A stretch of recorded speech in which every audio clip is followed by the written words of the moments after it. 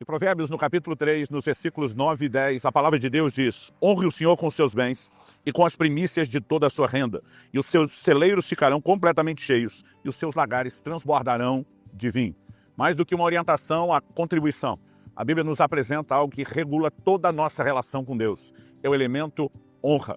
Mesmo quando a Bíblia fala a respeito da maneira como lidamos com dinheiro e as questões materiais, no final das contas, é tudo uma questão de honra. Honre ao Senhor com seus bens. O que Deus está pedindo é honra. De alguma forma, nós somos inclinados a entender que porque uma das maneiras ou uma das áreas onde expressamos honra tem a ver com a questão financeira, que isso se limite somente à contribuição. Qual o propósito? Aquilo que nos é proposto a fazer, dar a Deus honra. Qual a consequência? Que nós, depois de honrarmos a Deus numa área específica, que é com os nossos bens, seremos também honrados pelo Senhor. Há uma lei de reciprocidade nas Escrituras. Em 1 Samuel 2,30, Deus diz: eu honro aqueles que me honram. Evidentemente, quando honramos a Deus numa área específica, também seremos honrados por Ele naquela mesma área. Isso é mutualidade. Então, a Bíblia está dizendo: e se encherão fartamente os teus celeiros, transbordarão de vinho os teus lagares. Essa é a consequência. Infelizmente, muitos de nós temos invertido e trocado o propósito com a consequência. Para alguns de nós, o propósito, especificamente na hora da contribuição, é ter celeiro cheio.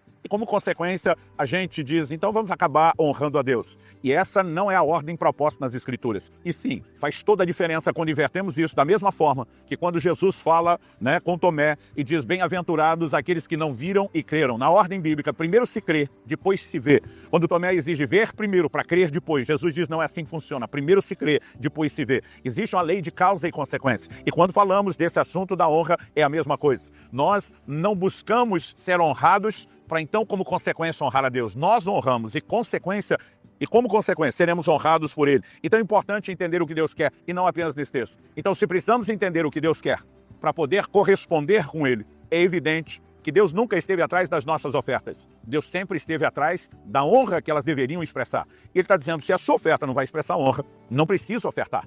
Ou seja, nenhum de nós deveria agir, mesmo na questão das ofertas, como quem está tentando barganhar com Deus.